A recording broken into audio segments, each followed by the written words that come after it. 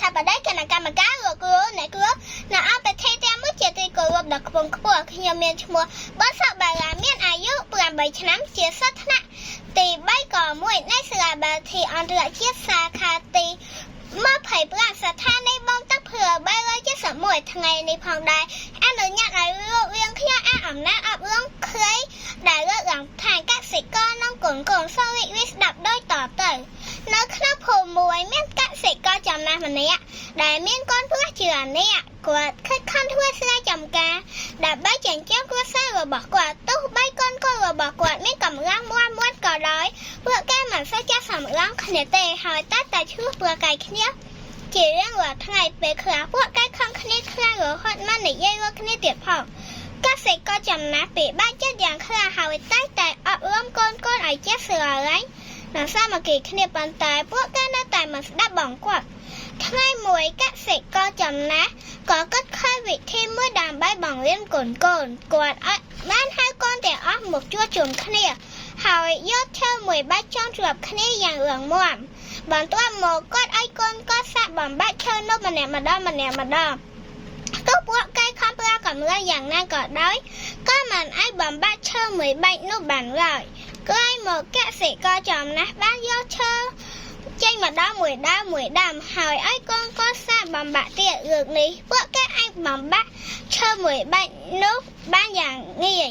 ពេលនោះកសិករចំណាស់ក៏បញ្យល់ថាពេលឈើនៅជុំគ្នាវាឡើងមាំខ្លាំងប៉ុន្តែពេលបែកចេញពីគ្នាវាងាយបាក់មនុស្សក៏ដូចគ្នាដែរបើចេះសាមគ្គីនឹងជួយគ្នានឹងមានកម្លាំងរឹងមាំហើយគ្មានអ្នកណាអាចធ្វើបាបបាននោះទេតែបើបែកបាក់គ្នានឹងខ្សោយហើយជួបបញ្ហាថែមទៀតកូនបានស្ដាប់ដំបូន្មានរបស់ឪពុកហើយពួកគេក៏យកអំពីសារៈសំខាន់នៃការសាមគ្គីគ្នាចាត់តាំងពីពេលនោះមកពួកគេលែងឈ្លោះគ្នាហើយចេះស្រឡាញ់និងជួយគ្នាទៅវិញទៅមកគ្រួសាររបស់ពួកគេក៏រស់នៅយ៉ាងសុខសាន្តហើយកសិករចំណាស់ក៏សប្បាយចិត្តយ៉ាងខ្លាំងសូមអរគុណអង្គវេទិកាទាំងមូលតែរយៈអំណាចអប់រំខ្លីខាងលើនេះពិតជាមានអត្ថន័យអប់រំយ៉ាងជ្រាលជ្រៅដែលមនុស្សគ្រប់រូបឲ្យចេះស្រឡាញ់សាមគ្គីអត់អោតគោរពសិទ្ធិគ្នានិងចេះការពារក្នុងនាមជាបងប្អូនកសិករចំ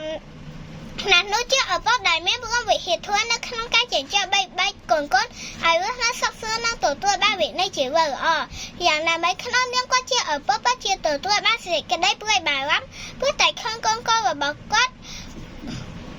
មិនចេះស្រឡាញ់រួមគ្នាបែបនេះគាត់បានប្រើប្រាស់តែរហ័យកមួយដែលយកឈើមួយបាច់ចងជាប់គ្នា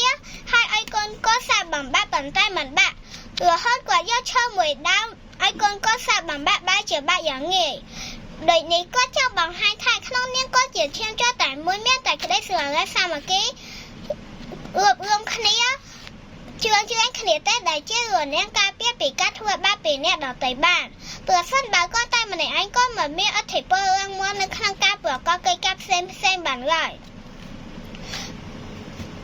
បើក៏លើទៅមើលក្នុងសង្គមយើងវិញឃើញថាបច្ចុប្បន្ននេះមិនថាតើគ្រួសារកសិកររាជការគ្រប់ជាន់ថ្នាក់គឺតែបង្ហាញរូបភាពដូចជាបងស្រឡាញ់ប្អូនក៏របងប្រកបដោយសិលធម៌មួយយ៉ាងប្រពៃរបស់បរិបទគ្រួសារនីមួយការសាមគ្គីមួយនេះស្ដែងចេញពីការចេះអធ្យាស្រ័យរាប់អានមកប្រកាន់ប្រពុតឋានៈតួនាទីរួមគ្នាជាថ្លង់មួយនៅក្នុងការប្រកបនៅក្នុងការដោះស្រាយបញ្ហាប្រកបដោយជោគជ័យប្រទេសខ្មែរជាប្រទេសដែលអប់រំចិត្តគំនិតមនុស្សឲ្យស្គាល់បានដឹងបងប្អូនអ្នកមានកូននិងគ្រួសារជាចាំបាច់កាន់តែជាស្ដែងថ្មីនេះឃើញថាប្រទេសយើងទទួលការឈ្លានពានពីប្រទេសជិតខាងប៉ុន្តែយើងឃើញថារបបវិវាទកងទ័ពពិតជាមានភាពក្លាហាននៅក្នុងការការពារមាតុភូមិយើងមិនឲ្យមានសត្រូវណាមកកេះបំបាក់បានងាយឡើយដោយនេះក្នុងនាមខ្ញុំជាធនធានល្អនេះខ្ញុំសូមតាំងចិត្តគោរពស្រឡាញ់លើកលែងការពីកិត្តិយសគ្រួសារឲ្យឪពុកម្ដាយសប្បាយចិត្តតែរយៈការចេះអធ្យាស្រ័យរាប់អានមិនប្រកាន់រួមអានមកចេះស្រឡាញ់សាមគ្គីគ្នារួមគ្នាបងប្អូនឲ្យគ្រួសារនៅសង្គមជាតិខ្ញុំពោលពេញទៅដោយការរស់នៅសន្តិភាព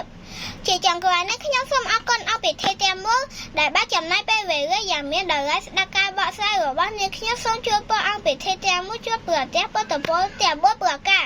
គឺអាយុវណ្ណៈសុខៈពលៈកំបីគ្រាសូមអរគុណ